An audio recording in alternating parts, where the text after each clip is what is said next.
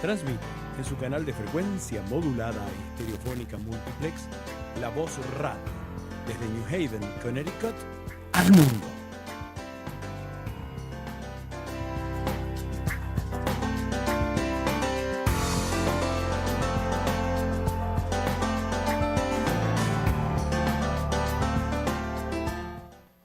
Buenas tardes, good afternoon, New Haven, and all of our listeners elsewhere.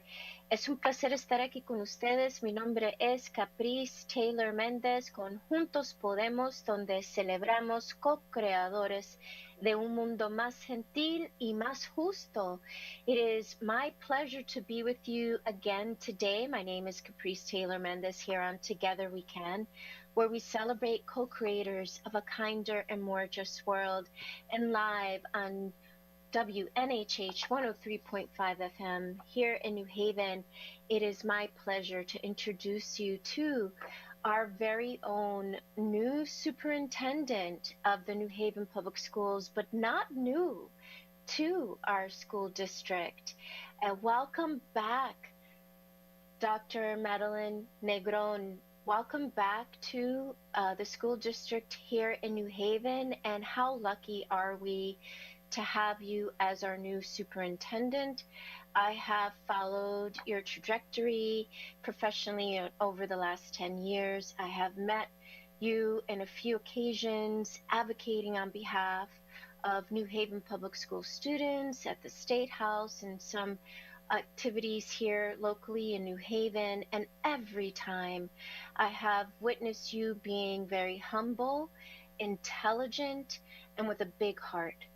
And so I hope that folks get to know you a little before you officially start here in New Haven. So thank you so much for your time, because I know you're a very busy woman and getting ready for what will hopefully be a successful launch here of your leadership in New Haven Public Schools. So without further ado, I'll welcome you, and I'll also translate in Spanish. And as always, for our listeners, do not turn that dial when you hear Spanish. Spend a little bit of time with us to get to know Dr. Madeline Negrón. And it really is important as a full community that we support our public schools, because the children are our future for our city. And for those who don't have children, the greater their capacity to have livable wages and earn an income that can also increase our tax bracket to support all the services we all love for living in a city. And so, without further ado, bienvenida, doctora Madeline Negrón. Y como siempre, hablamos en inglés y en español para dar información a nuestra comunidad, que aquí en New Haven somos bilingüe. Hay muchas personas que hablan inglés o español o los dos idiomas. Y siempre cuando he tenido la oportunidad de estar en el mismo sitio abogando para los derechos de nuestra comunidad, he notado, doctora Negrón, usted es una persona profesional, inteligente, súper humilde y también con un gran corazón. Y de veras es una gran bendición en tenerla aquí, su liderazgo para el próximo año escolar aquí en New Haven. Y usted ha estado acá antes, no es su primer año apoyando a los jóvenes en nuestras escuelas aquí en New Haven. ¿Nos puede hablar un poco sobre su experiencia en el pasado aquí en New Haven y su trayectoria en regresar aquí en New Haven? ¿Qué ha estado haciendo durante estos años? And so if you could share with us a little bit about your past history with New Haven Public Schools, and where have you been of the couple of years, and the trajectory that brought you back into our school district? Well, Caprice, thank you so much first for the opportunity to be here with you today, to share a little bit about me and talk a little bit about my hopes for New Haven Public Schools. And let me start by saying that I love the title of the segment. I heard you say together we can, Juntos Podemos. And I think that is part of the vision that I'm hoping, right, that we can definitely build together in New Haven. But to answer your question, I am no stranger to New Haven. My first experience with New Haven was as a world language teacher, where I was teaching Spanish at Hill Regional Career High School. And I spent some time there. I had an amazing time working with freshmen through senior students, supporting them to learn Spanish as a second language. And then later on, as I was continuing to go into becoming an administrator, I ended up returning to my hometown, but later was able to return to New Haven to be the principal of Hill Regional Career High School, where I had been that classroom teacher that I mentioned to you. And from there, after spending 4 years as a principal, I moved on to central office, where I became a director of instruction. And I had the pleasure of working with a portfolio of schools. So, and that basically is supporting, right, principals in working on their leadership skills, but also working on school improvement. And that was the last role that I played in New Haven before coming up to Hartford Public Schools, where I joined Dr. Leslie Torres Rodriguez as part of the cabinet. And when I returned, I started as the chief of academics, pretty much directing curriculum instruction and assessment, and later became the acting deputy superintendent here in Hartford Public Schools. So that's what I've been up to, and now so excited to return to New Haven. So I'm going to pause there because I know that you're going to be translating for all of our listeners of Spanish. Thank you. And that is quite an extensive resume with your expertise as an educator, professional educator, and I jotted down a lot of notes. So I will do my best to share the translation in Spanish. If I missed anything, please do not hesitate to jump in. La doctora Madeline Negrón empezó diciendo que le gustó mucho el tema, el nombre de este programa Juntos Podemos, porque en fin, juntos podemos apoyar a nuestros jóvenes y especialmente en rendimiento académico requiere una comunidad, no solamente los niños o los maestros o los padres, pero una comunidad completa. Y quisiera anotar de que ha apoyado antes a los jóvenes aquí de New Haven, ha estado acá y es una gran oportunidad. Quiero ver aquí mis notas, parece que estaba escribiendo y ni cuenta me di que no, ni puedo leer lo que escribí. Es la primera vez que me pasó eso. Ya de que soy orgullosamente bilingüe, podría compartir un poco también lo que había acabado de decir en español, si quieres que haga eso. Sí, eso sería bueno, pero y también aquí anoté de que has sido una maestra de segundo idioma en español, en Career High School, pero sí, por favor, adelante, doctora Negrón. Pero estuve compartiendo, ¿verdad?, que comencé en las escuelas públicas de New Haven, cuando fui maestra de español en Hill Regional Career High School, y luego de haber seguido una carrera en la administración, tuve la oportunidad de regresar a New Haven cuando regresé para ser la principal de Hill Regional Career High School, donde previamente había enseñado español. Luego de 4 años, fui a las oficinas centrales, donde comencé como directora de instrucción. donde tuve la oportunidad de trabajar con diferentes principales, ayudando en las destrezas de liderazgo y también en las mejoras que estábamos buscando hacer en cuanto al sistema escolar. Y hoy en día tengo el placer de volver otra vez a regresar, pero esta vez como en la capacidad de su superintendente, de lo cual estoy muy, muy, muy orgullosa. Pues mil gracias por compartir sus experiencias a nivel profesional con nosotros y brindar esa sabiduría a las vidas de nuestros maestros y jóvenes también.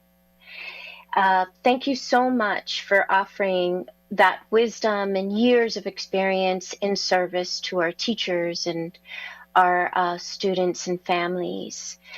I have a question. Now that you are going to begin the new school year here in New Haven, what are some of your priorities walking into the New Haven Public School District? Quisiera saber si puede compartir con nosotros alguna de las prioridades para nuestro sistema escolar. Sure, that would be my pleasure. So as part of the interview process, of course, I had an opportunity to start getting reacquainted with the New Haven Public Schools. Although I was there 5 years ago, I realized, right, that a lot has happened in 5 years. We all have lived a pandemic that pretty much, right, took our world and pretty much put it upside down. So as part of that process, right, like many other urban centers, we have all been impacted by the pandemic. And one of the major areas that I want to make sure that I prioritize is the issue around chronic absenteeism. Right? I am very cognizant that during the pandemic, we lost many students. And one of my priorities is going to be to continue to look at the strategies that the district has launched to reconnect the students, bring students back. Because for me, it's going to be priority that we have every student in class every day, because every day matters. And I think that we have to work to make sure that an entire community understands that every day a child misses from school, that is instruction, necessary instruction that they're missing to be able to make sure that we are equipping every single child to be at their best, as we're looking to make sure that every child is prepared so that when they leave the New Haven Public Schools, they're leaving us ready, right? Ready for either college or for career, but eventually leaving us ready for whatever it is that that child is hoping or dreaming, right, to do in the future. So that is why chronic absenteeism is definitely going to be one of the priorities that we will be working on. Great. La superintendente acaba de expresar la importancia de reconocer, ella estuvo acá en el distrito escolar hace 5 años atrás y durante ese tiempo mucho ha cambiado. La pandemia ha cambiado mucho, ha impactado especialmente y sigue impactando la presencia de estudiantes en la escuela. El nivel de ausencia ha aumentado y quiere poder destacar un plan en reconectar, en fomentar enlaces más fuertes con estudiantes para que ellos vuelvan a clase. Es necesario asistir las clases todos los días porque cada día hay importante aprendizaje y si pierden una clase, si pierden un día están perdiendo mucho y es importante que todos los alumnos estén preparados para lo que tienen planeado para el futuro, para poder implementar sus sueños, si ese sueño es ingreso hacia la universidad o empezando una carrera. Es importante que estén bien preparados y es imposible prepararlos bien si no están en clase. Entonces eso es un mensaje que la doctora Negrón tiene para todos, especialmente para padres de familia, para que puedan reconocer de que un día de falta puede retroceder el aprendizaje de su hijo. Entonces es importante poder ver estrategias en involucrarlos más en las clases. No sé si se me olvidó decir algo, doctora. No, I also wanted to add, right, that in addition to making attendance and reducing chronic absenteeism as a priority, in order for that to happen is I know that I have to work to make sure that we are increasing parental involvement. And when I speak about parental involvement, I always think about my lived experiences, right? That involving a parent means that, number one, that it isn't about the old days where you were expecting a parent to come to you, that it's how are we getting out there? How are we getting to know our families? How are we connecting with our families? How are we really thinking and being cognizant of the challenges that our families are living? And what are the wraparound supports that we are bringing to support that family? So for me, family, parental engagement, it's going to be huge because without it, I just don't see how it is that we get to make sure that the kids are coming to us, that the kids are feeling like they don't have to worry about anything else than just come in and focus right on the education that you're going to be receiving. But a lot of that means how are we supporting our families and how are we building those wraparound supports? And then also that we have to make sure that we are providing safe learning environments, right? When we turn on the TV, when we read the paper, a lot is happening, and we're losing our youth. So it's not only about what is happening out in the community that then trickles into our schools. So my priority again is how am I going to be able to work with an entire community, not just inside of our schools, but also outside of our schools, because it's going to take everyone. So I'm going to go back to the title that you mentioned, right? Together, Juntos, because that is what it's going to take. I also know that I'm going to have to work aggressively on how it is that we're going to be increasing our academic performance based on the data that I looked at, right? How do I increase literacy in the district? How do I increase numeracy? But again, none of that can happen if I am not working with our parents, working with our community to make sure that our students are in school and that our kids are feeling safe. Thank you for that. And this is definitely a call to action, what you just shared, because some people who may not have children in school are not aware of the high level of stress, high level of absenteeism, high level of challenges that the schools are facing at this time, where every time we hear something on the news, imagine knowing that a child got shot in a classroom somewhere. It affects not just the adults who are listening to that, but also our children, our community, the children in our community. And having the courage to step into a classroom, also knowing that we had the pandemic. There were all these things that adults were grappling with, never mind children. and the mental health support resources of such didn't automatically increase to support children to feel safe and our schools to feel safe, right? So thank you so much for highlighting this challenge, that it is not just a challenge for you as our superintendent of the public schools, but for the entire community as a whole. So thank you so much for highlighting that.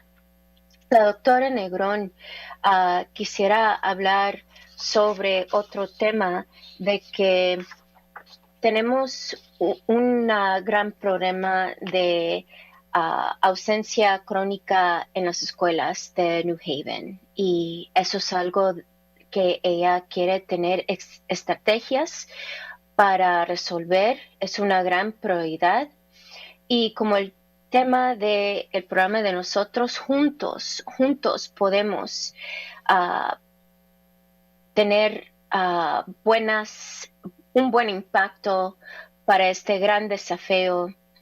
Y es importante que los padres estén involucrados, y su experiencia directa como madre reconoce que no es como los viejos tiempos donde uno de padre tenía que llegar a las escuelas a hablar con los maestros, pero es más importante que las escuelas también tomen en cuenta cómo es que las escuelas pueden ser más activos en conectarse con las familias, y también tomando en cuenta la realidad de los desafíos que están enfrentando las familias.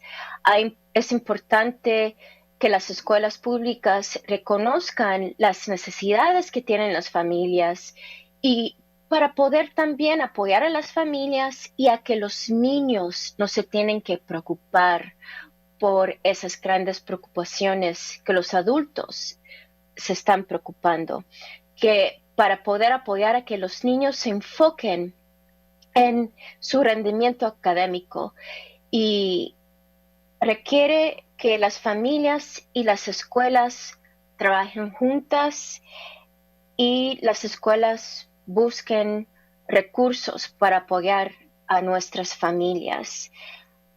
La comunidad afuera de las paredes de las escuelas son también sumamente importantes, porque las escuelas no van a poder obtener o otorgar todos estos recursos necesarios para que las familias tengan estabilidad en el apoyo, para que los hijos pueden tener un alto rendimiento académico. Y también es importante reconocer de que juntos podemos lograr a que los niños tengan un rendimiento académico alto, y para que ellos puedan saber leer, para que ellos puedan manejar matemáticas. Y de eso se trata estos próximos años. Y para mí es la pregunta para todos que están escuchando: ¿qué podemos hacer para apoyar esa visión a que nuestros hijos sean exitosos? Porque la realidad después de la pandemia, los quienes no tienen hijos en las escuelas tal vez no saben de el gran nivel de ansiedad que los jóvenes han tenido en los últimos 5 años, y no han aumentado el Estado recursos suficientes para apoyar en tener una buena salud mental.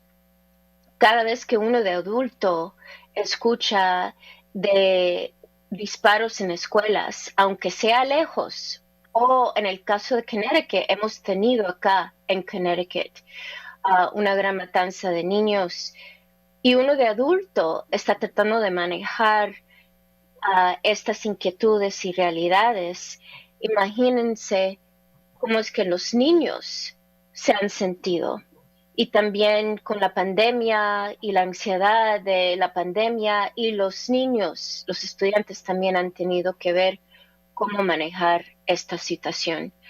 Y gracias, doctora Negrón, por levantar la voz en la importancia en crear escuelas donde cada niño se siente seguro y cada adulto está apoyando el bienestar de los niños, y eso incluye los adultos en la comunidad. Correcto. Y de ahí, hablando sobre el tema de las necesidades que tenemos en nuestra comunidad, que puede ser un poco diferente que en otras áreas, las escuelas públicas de New Haven tiene estudiantes, especialmente en los grados secundarios, de jóvenes que vienen de diferentes partes de Connecticut, alrededor de New Haven, no solamente de la ciudad de New Haven. Pero en el caso de muchas de las escuelas de educación primaria, la mayoría de los jóvenes son negros y latinos, y las necesidades son diferentes que algunas comunidades afuera de la ciudad de New Haven. Y puede hablar un poco sobre, en su opinión, perspectiva, cuáles son esas necesidades y cuáles son las estrategias que usted propone para poder adecuadamente apoyar a nuestros jóvenes. And so, Dr. Negrón, I have a follow-up question. I know I'm fully aware of that. We have, especially in the high school level, students who come from the surrounding areas of New Haven, whereas elementary school, primary education tends to be more heavily attended by New Haven children, especially many of our classrooms have been already majority Black and Latino, especially at the primary school levels. And what are some of the unique needs and strategies that you hope to implement understanding our school population? So first, I want to share, right, that throughout my 28 years in the field, I have always chosen to be in spaces that are highly diverse. And by highly diverse, meaning urban environments in Connecticut that are populated primarily by Black and brown children. And that has been something that I've done by choice. And the reason why I do that is because I truly believe that for Black and brown children to be successful, they really need to feel like they belong in these spaces. And by belonging, I mean that a child needs to feel like they're seen, that they are heard, and that they have as much a right to be in those spaces like anybody else. And that is why I believe that it is up to us as the adults in these environments to make sure that we are bringing in strategies on how it is that we're building the relationships with the students. Not only with the students, but also with the family. How is it that we are showing them, not just saying, but notice that I'm saying, I'm selecting the word showing. How is it that we show that indeed, right, children belong in these spaces? And for me, it isn't just about the things that we do within a school in terms of climate and culture, but also what happens in the classroom. How is it, again, by the choice that we're making in terms of the curriculum that we put in front of children, also by the strategies that we employ as we are carrying out that curriculum, that again has intentionality about the voice and the space that we create for that voice. The children need to be able to bring into the space so that they feel, right, that again, this is about me. I can see myself in it. I can fully engage in it. If I give you an example, even from my days leading the work as a chief academic officer And the intentionality around that is that whenever we were planning a central office level of support and guidance that was going to trickle into our schools, it wasn't that I was operating, let's say, like with my ELA department and then planning with my math department or my science department. When we were planning with the multilingual department there, front and center, that we were planning with the department from special education services, that everything that we did was number one with the needs that we know those populations have, that it wasn't an afterthought. That when we were looking at things, I look at things through an equity lens, meaning how is this decision going to create access for Black and Brown children?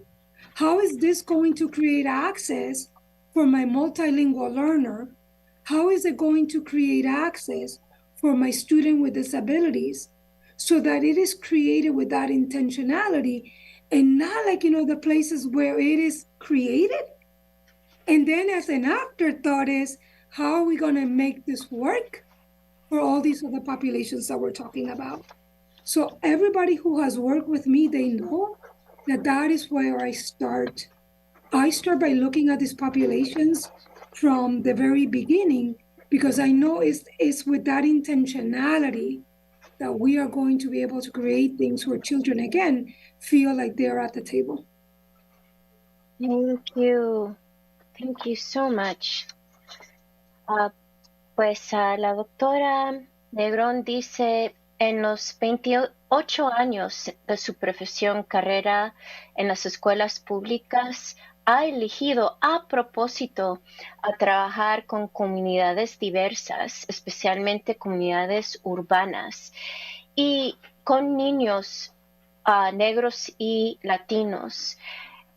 Y es importante reconocer de que uno de adulto, no solamente los quienes trabajan en las escuelas, pero todos tenemos la responsabilidad de hacer sentir a nuestros jóvenes negros y latinos que pertenecen en los edificios escolares, que uno está escuchando sus opiniones, que uno los puede ver y los acepta, y también que cada niño tiene derecho. Creando relaciones positivas con los estudiantes y las familias es de prioridad. No solamente en palabra uno puede conseguir que otras personas se sientan que pertenecen en un sitio, pero es con acciones. La doctora Negrón dice, yo no estoy diciendo palabras, estoy diciendo que hay que tomar acciones. Y en esas acciones es como se comunica que si alguien pertenece a un sitio, que cada niño pertenece. No solamente es el clima del edificio, el ambiente del edificio que dice que si uno pertenece, pero también tiene que llegar más allá dentro del plan de aprendizaje, el currículum, lo que uno utiliza para dar clases. Si los jóvenes se ven, si sienten que son parte de ese mundo, es importante de desarrollar un plan de aprendizaje desde un principio, tomando en cuenta las necesidades de nuestras poblaciones con necesidades especiales, nuestras poblaciones de estudiantes que están aprendiendo el inglés como segundo otro idioma.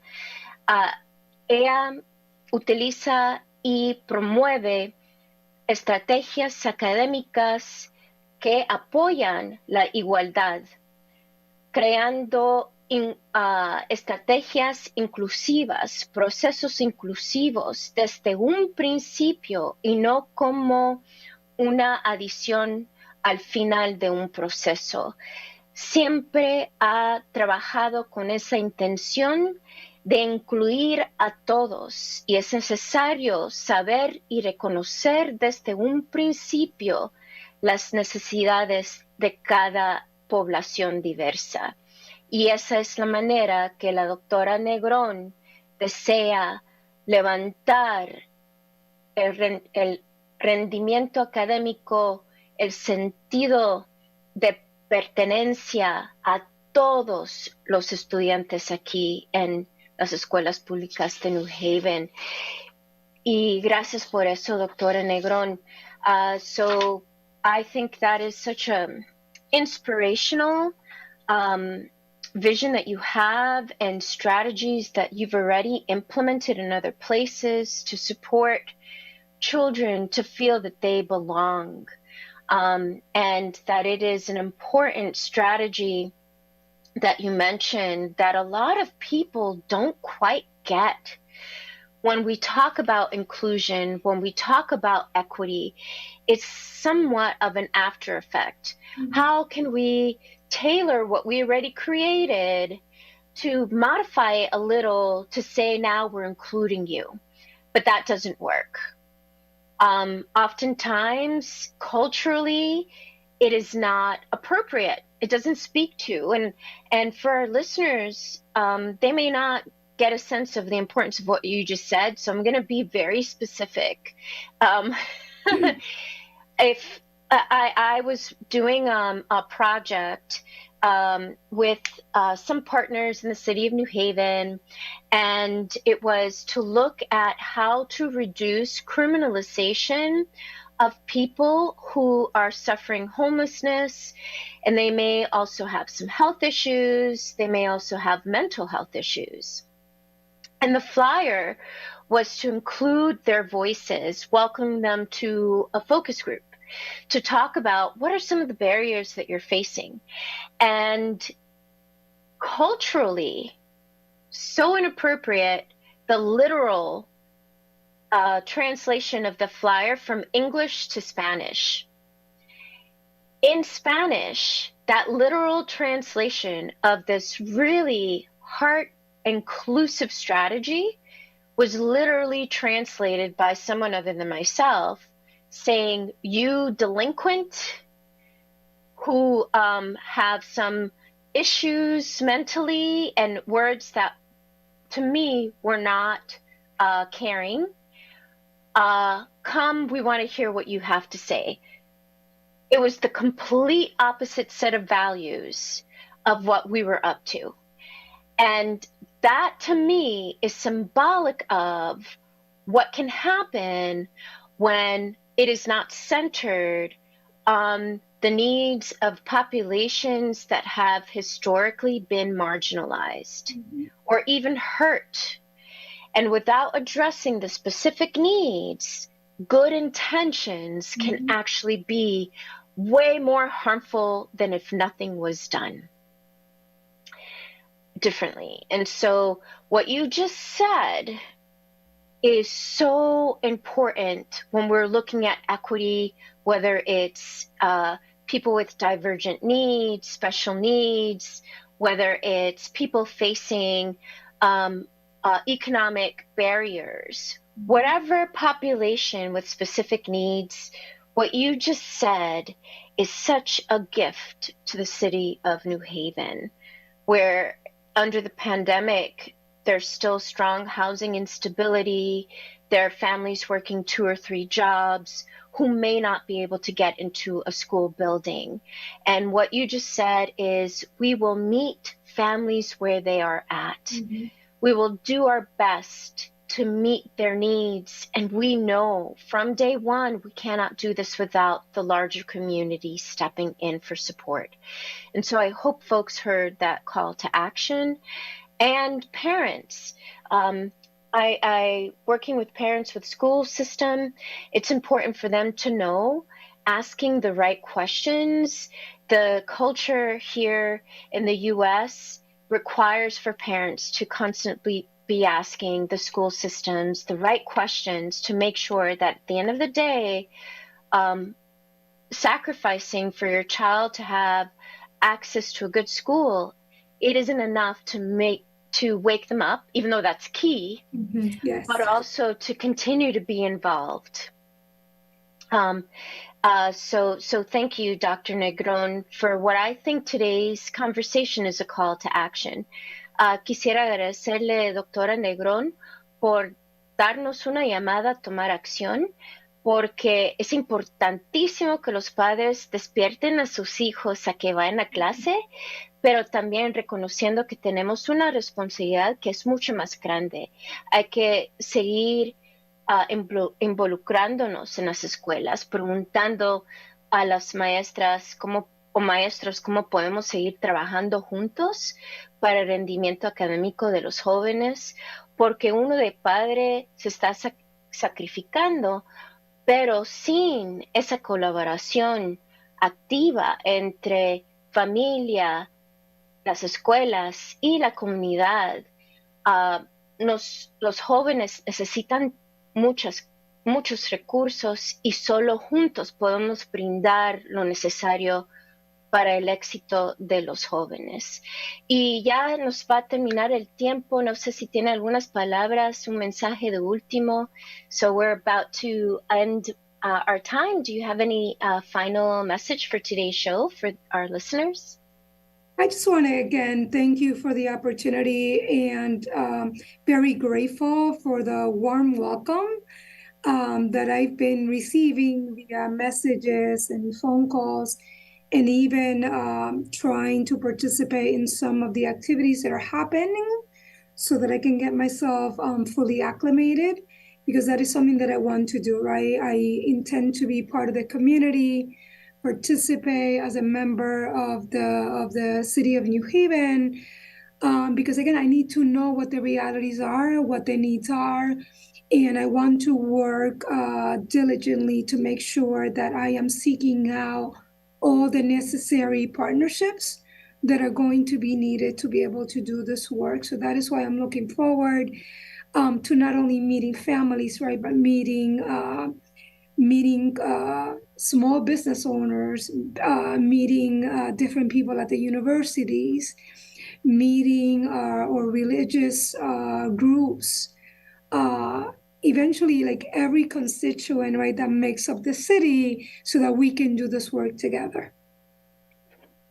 Thank you, Dr. Negrón, and thank you for our listeners for tuning in today. La doctora Negrón, sus últimas palabras es, por favor, invítenle a participar a eventos comunitarios para conocer a los líderes de pequeños negocios, a los líderes religiosos, a varios sectores en nuestra comunidad, porque no solamente quiere enterarse y conocer muy bien el contexto que ha cambiado mucho en los últimos años aquí en New Haven, pero también conociendo colaboradores en poder apoyar a nuestro futuro, a los jóvenes, y con eso tiene los brazos abiertos para crear colaboraciones inclusive con las universidades aquí en nuestra área. Y con eso le deseamos, doctora Negrón, mucha suerte y compañía en este camino para apoyar a nuestros jóvenes. And so we greet you, we welcome you to our New Haven, our lovely New Haven, and we also want to walk with you hand in hand in support of our children. So you are always welcome. If there's any message that you would like to share with the community at any point in time, we're here at La Voz Hispana in support of your success and that of our school district.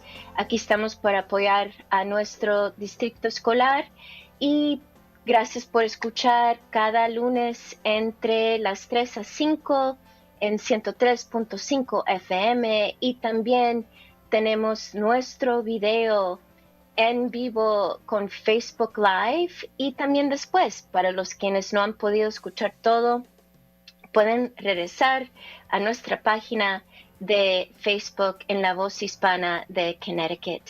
Y hasta el próximo lunes, mi nombre es Caprice, y gracias William, nuestro productor en el otro lado Y gracias, doctora Negrón. Hasta la próxima. And thank you, William, our producer on the other side. And with that, we'll see you on another Monday. Thank you.